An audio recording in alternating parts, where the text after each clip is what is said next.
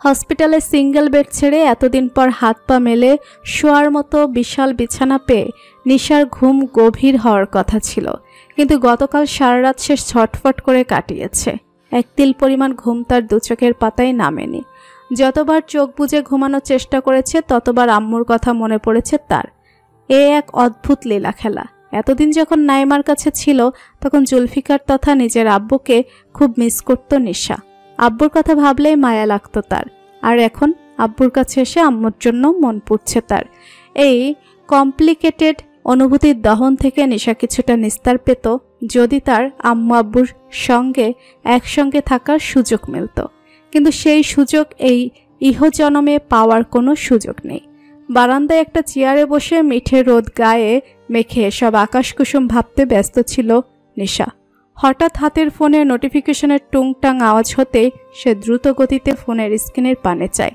অতঃপর সিম কোম্পানির ইন্টারনেট অফারের অপ্রয়োজনীয় মেসেজটা দেখে একটা দীর্ঘশ্বাস ফেলে সে। সকাল থেকে বার কয়েক রুহির নাম্বার ডায়াল করেছে নিশা। মেয়েটার নাম্বার আনরিচেবল বলছে। রুহির আম্মু আব্বুর নাম্বারেও বার কয়েক কল করেছে, কিন্তু ওনারাও ফোন রিসিভ করছেন না। মেয়েটাকে ঘিরে তার চিন্তার শেষ নেই।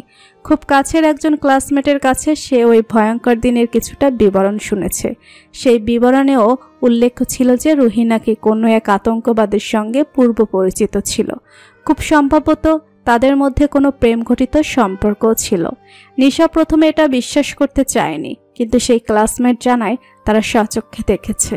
রুহির ওই আতঙ্কবাদীর সঙ্গে জড়িত থাকাকে ঘিরে ক্লাসের সকলেরই তার প্রতি তিক্ত অনুভূতি কাজ করছে। কেবল এক অজানা কারণে কেউ মুখ ফুটে সেই বিষয়ে আর কিছু বলছে না। রুহি বর্তমানে কি অবস্থায় আছে তা আল্লাহই কেবল ভালো জানেন, কিন্তু নিশা জানে তার বেস্ট ফ্রেন্ড ভালো নেই। ওর জীবন যে খুব দুর্বিষহ কাটছে তা সে খুব আন্দাজ করতে পারছে। রুহির কথা মনে পড়তেই নিশা ফেসবুকে লগ ইন করে। অতঃপর রুহির আইডি সার্চ করে প্রবেশ করে রুহির হাস্যজ্জ্বল ছবিগুলো দেখতে দেখতে ভাবে, এই একই হাসি কি আর কখনো দেখতে পাবে সে? নিশার উদাস মনে আরও কালো মেঘের আনাগোনা শুরু হয়। সে রুহির আইডি থেকে বের হতেই news feed people may you নোতে হঠাৎ একটা আইডি দেখে চমকে যায়। তামজিদ সাইফ। নিশা আইডিটাই প্রবেশ করে সর্বপ্রথম অদ্ভুত লোকটার প্রোফাইল পিকচার বড় বড় চোখ মেলে দেখে। জঙ্গলি প্রিন্টেড টি শার্ট পরিহিত লোকটা জঙ্গলি এক জায়গায় গলায় কালো সবুজের মাঝামাঝি রঙের একটি জঙ্গলি সাপ পেঁচিয়ে দাঁড়িয়ে আছে। মুখে তার ফকফকা 32 দাঁতের হাসি ঝুলে আছে। নিশার অবচেতন মন বলে ওঠে, লোকটা পাগল, মরার ভয় নেই একদম। আগ্রহবশত এবার নিশা সাইফের আইডি স্টক করা শুরু করে, কিন্তু হতাশাজনকভাবে সাইফের আইডিতে তেমন কোনো তথ্যই দেওয়া নেই তার ব্যাপারে। কেবল গোটা 20 ছবি রয়েছে। প্রতিটি ছবি বনে জঙ্গলে তোলা এবং প্রতিটি ছবিতেই তার সঙ্গী হলো কোনো পশু প্রাণী। গরু ছাগল হতে শুরু করে জঙ্গলের বন মরক পর্যন্ত কাউকে রেহাই দেয়নি উম্মত লোক। নিশা যখন স্টকিংয়ে ব্যস্ত ঠিক সেই মুহূর্তে বারান্দায় দরজায় এসে উপস্থিত হয় নার্স কোলি। তিনি গলা ছাড়ি দিয়ে প্রশ্ন করেন, রুমে যাও এখন নিশা, অনেকক্ষণ ধরে বসে আছো। আচমকা কারো আগমনে নিশা চমকায়। হাতের ফোনটা এলোমেলো ভঙ্গিতে কোলে রেখে দেয়।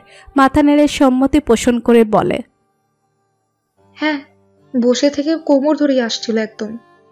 মহিলা নার্সটি হাসি মুখে এগিয়ে এসে বলে, ফিজিওথেরাপি চলছে যে তাই মাসলগুলো এইরকম পেন ফিল করছো, ধীরে ধীরে আবার আগের মতো ঠিক হয়ে যাবে। নিশা হেসে ফোনটা হাতে নিয়ে নার্স কোলির সাহায্যে রুমে চলে যায়। ভীতু মেয়েটা জানলও না কখন তার অজান্তে এলোমেলো হাতে চাপ লেগে ওই পাগল লোকটার কাছে ফ্রেন্ড রিকোয়েস্ট চলে গিয়েছে। গতকাল সন্ধ্যায় হেডকোয়ার্টারে গুরুত্বপূর্ণ সেনা সদস্যদের মধ্যে এক দীর্ঘ আলাপ চলেছে। আলাপের মুখ্য বিষয় ছিল সদ্য ঘটে যাওয়া টেররিস্ট অ্যাটাক এবং সেই সঙ্গে ফিলিস্তিনের সঙ্গে জড়িত হওয়ার তথ্যটা সম্পর্কে।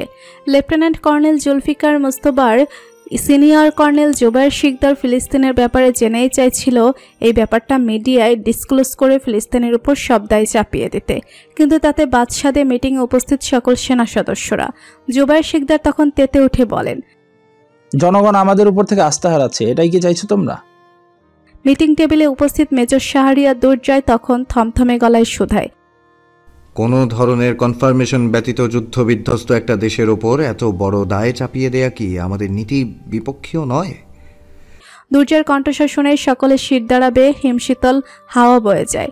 মেজর দুর্জয় বরাবরই ব্ল্যাক কফির মতো তেতো গাছের মানুষ।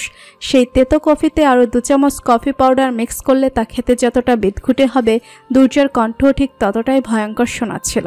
সবাই কিছুটা ভয় পেলেও কর্নেল জুবায়ের শিকদার দমে না। তিনি বলে ওঠে, আর কোনো কনফার্মেশন চাচ্ছ তুমি? সত্যটা দিনের আলোর মধ্যে পরিষ্কার, এই টেররিস্টগুলো সব ওদের নেওটা। দুর্জয়ের দমিয়ে রাখা রাগ ক্ষোভ এবার শীতল গলায় প্রকাশ পায়। সত্যটা দিনের আলোর মতোই পরিষ্কার স্যার। ওরাও নিজেদের ভূখণ্ডের জন্য লড়াই করছে স্যার, ঠিক যেমনটা আমাদের দেশের মানুষ করছিল। মিটিংয়ে উপস্থিত কর্নেল আশরাফুল মামুন এবার জুবায়ের শিকদার এবং দুর্জয়ের নীরব দ্বন্দ্বে বাগড়া দিয়ে বলে ওঠেন, কর্নেল জুবায়ের শিকদার, পরিস্থিতি লজিক দিয়ে ভেবে দেখুন। এই ঘটনার সঙ্গে যে দেশের নাম উঠে এসেছে তাদের পক্ষে কখনই সম্ভব নয় এরকম একটা ঘটনার সঙ্গে যুক্ত হওয়া। তবুও তারা জড়িত কিনা এই সন্দেহ কারো মনে থেকে থাকলে সেই সন্দেহ মেটানোর জন্য আমাদের সলিড প্রুফের প্রয়োজন। আশরাফুল মামুনের কথা শুনে জুবায়ের শিকদারের মুখ কালো হয়ে আসে। জুলফিকার মুস্তাফা সেই সুযোগে আশরাফুল মামুনকে উদ্দেশ্য করে বলে। কর্নেল আশরাফুল কি জানতে চাইলেই জুলফিকার বলেন, স্যার, একটা উপায় আছে সত্যটা জানার। আমরা সবাই জানি বাংলাদেশের তরফ থেকে ফিলিস্তিনিদের জন্য ত্রাণ পাঠানোর ব্যবস্থা করা হচ্ছে। আগামী সপ্তাহে আমাদের সামরিক বাহিনীর তত্ত্বাবধানে সেই ত্রাণ ফিলিস্তিনে গিয়ে পৌঁছাবে। এই সুযোগে যদি আমরা আমাদের কিছু দক্ষ সেনাকে সেখানে পাঠাই, তাহলে এর একটা বিহিত করা সম্ভব। আমাদের সৈন্যরা সেখানে গিয়ে পরিস্থিতি তদন্ত করে জানতে পারবে যে কে কিংবা কারা এই ওয়েবসাইটে এই সব আপডেট পরিচালনা করছে। জুবায়ের ব্যতীত সকলেই জুলফিকারের প্রস্তাবে একমত পোষণ করে। কর্নেল আশরাফুল মামুন জানায় তিনি উপরের পদের লোকদের সঙ্গে এই ব্যাপারে আলোচনা করবেন। অনুমতি মিললেই ওনারা এই প্রস্তাবে আমল করবেন। দুর্জয় শুনে মনে মনে খানিকটা স্বস্তি অনুভব করেছিল। যাক, এই উপায়ে অন্তত সত্যটা তো সবার সামনে আসবে। তাই ঢের মানিক নামক শমশের মজুমদারের নেওয়াটা মালিকের কথা অনুযায়ী বাণীকে খুঁজে বের করার মিশনে নেমেছে। এই মিশনের শুরুতেই সে শমশেরের দেওয়া ক্ষমতা কাটিয়ে প্রথমে হসপিটালের সিসিটিভি ফুটেজ খতিয়ে দেখতে যায়, কিন্তু তখনই সে জানতে পারে উল্লেখ্য সময়ের সিসিটিভি ফুটেজটা অ্যাক্সিডেন্টলি ডিলিট হয়ে গিয়েছে। সিসিটিভি ফুটেজের রেকর্ডিংটা অ্যাক্সিডেন্টলি ডিলিট হয়েছে নাকি ইচ্ছাকৃতভাবে করা হয়েছে তা বুঝতে অসুবিধা হয় না মানিকের। সে সঙ্গে সঙ্গে এই খবর পৌঁছে দেয় শমশের মজুমদারের নিকট। শমশের মজুমদারের মতো ধূর্ত লোক উপলব্ধি করে হিরণের ওই রুগ্ন স্ত্রী কারো সাহায্য নিয়ে পালিয়েছে, কিন্তু কার সাহায্য নিয়েছে? পর মুহূর্তেই শমশেরের মনে পড়ে একই সময়ে লেফটেন্যান্ট কর্নেল জুলফিকার মুস্তাফার মেয়েও একই হসপিটালে অ্যাডমিট ছিল। এরকম একটা কাজ ঘটানো জুলফিকার মুস্তাফার জন্য কোনো অসম্ভব বিষয় নয়। তবে কি ওই অসভ্য মেয়েটা জুলফিকার মুস্তাফার হেফাজতে আছে? ভাবনাটা মাথায় উকি দিতেই শমশেরের মুখে বিতৃষ্ণা ছড়িয়ে পড়ে। হিরণের স্ত্রী তাদের কাজ সম্বন্ধে কতদূর জানে তা শমশেরের জানা নেই, কিন্তু ওই অসভ্য মেয়ে যদি তাদের কাজ সম্পর্কে এক বিন্দু পরিমাণ সত্যি ওই লেফটেন্যান্ট কর্নেলকে জানায় তবে ভীষণ বিপদ হবে। কথাগুলো ভাবতে ভাবতে শমশের মানিককে ফোন করে বলে ওঠে, জুলফিকার মুস্তাফার উপর নজর রাখো। ওই মা খুব সম্ভব ওই লেফটেন্যান্ট কর্নেলের খোপের ভেতরে গিয়ে লুকিয়েছে। যত দ্রুত সম্ভব হিরণের মাকে আমার চাই। বসের আদেশ পেতে মানিক আর বিলম্ব করে না। সে দ্রুত জুলফিকারের উপর নজর রাখা শুরু করে। সকাল পেরিয়ে রাত হয়, কিন্তু সন্দেহভাজন কিছু তার চোখে পড়ে না। অবশ্য আর্মি কোয়ার্টারের ভেতর কিংবা তার আশেপাশে উকিঝুঁকি মারার সাহস করে না মানিক। সে কারণে আর্মি কোয়ার্টারের মধ্যে বাণী আছে কিনা তা বুঝতে বেশ হিমশিম খাচ্ছে মানিক। মনের হিমশিম দূর করতে সে শমশেরকে ফোন করে প্রশ্ন করে, স্যার, আর্মি কোয়ার্টারের ভেতর বাণী ম্যাডামের থাকার কোনো সম্ভাবনা রয়েছে কি? শমশের সেকেন্ড পাঁচেক ভাবেন, তার মস্তিষ্ক জবাব দেয়, না, কোনো সম্ভাবনা নেই। মুখে তিনি জবাব দেয়, জুলফিকার নিচের ঘরে ওই মেয়েকে তোলার মতো বোকামি হয়তো করবে না। তুমি ভালো করে নজর রাখো। আমার মনে হয় না অন্য কোনো সুরক্ষিত আস্তানায় হয়তো ওই মেয়ে ঘাঁটি পেয়েছে। রাতের খাবার সেরে ঘুমানোর আগে স্টাফ মেসের কমন রুমে 7 সৈন্য এক হয়েছে। সকলেই তখন রাফির জন্য আনন্দ প্রকাশে ব্যস্ত। তাদের লেফটেন্যান্ট কর্নেল জুলফিকার মুস্তাফাকে ফিরিয়ে দেননি অন্যার পিতা। জুলফিকার প্রচুর বিচক্ষণতার সঙ্গে ভদ্রলোকের বরফের ন্যায় মনকে গলাতে সক্ষম হয়েছেন। রাফির ব্যাপারে পজিটিভ মতবাদ দ্বারা তিনি ভদ্রলোককে বেশ ইমপ্রেস করেছেন। ফলস্বরূপ সামনের শুক্রবার রাফি এবং অন্যার বাগদান। বিয়েটা অবশ্য কেবল রাফির প্রমোশনের পরেই সম্ভব, কিন্তু ততদিনের জন্য অন্না অফিসিয়ালি রাফির বাগদত্তা হিসেবে পরিচিত থাকবে, আর তাদের মনে বিচ্ছেদের ভয় কাজ করবে না। রাফির পরিবার অবশ্য আগে থেকেই অন্যার ব্যাপারে জানতো, ওনারাও আর বাগদান নিয়ে কোনো আপত্তি করেননি। সবাই যখন আনন্দঘন মুহূর্তে মশগুল, সাইফ তখন ক্লান্ত দেহটা একটা সোফায় মেলে বসে। ফোনটা হাতে নিয়ে নেট অন করতে একের পর এক নোটিফিকেশন এসে ভিড় জমায়। এত নোটিফিকেশনের ভিড়ে সাইফের দৃষ্টি স্থির হয় অনাকাঙ্ক্ষিত এক নোটিফিকেশনের পানে। Yasmin Mustafa send you a friend request.